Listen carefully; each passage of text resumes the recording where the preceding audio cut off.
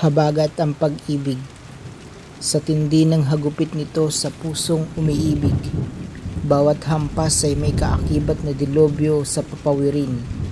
Ano pang silbi ng pag-iingat kung tutudasin din naman ng habagat?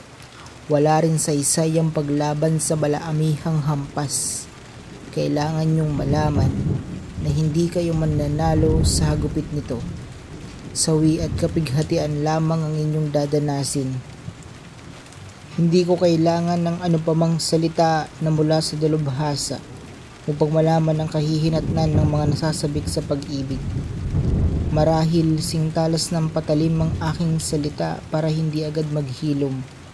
Ngunit inyong pakatatandaan, anumang talim may kayang gamutin ng pusong naghihintay. Tutupukin lamang ang inyong mga isipan kapag pinagpatuloy ninyo ang maling pamamaraan sa pagkamit ng pagmamahal. Wala ring silbi kung ito ay inyong makukuha, sapagkat pagdurusa lamang ang inyong kahahantungan.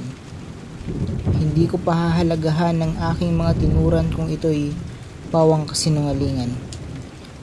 Lahat ng salitang matalim ay mapanlinlang sa sino mang hahamakin nito.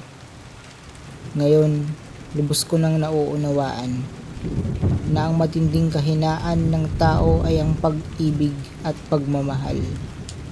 Ang dalawang ito ay maaaring wasakin ang inyong isipan na magdudulot ng matinding sakit sa puso at utak.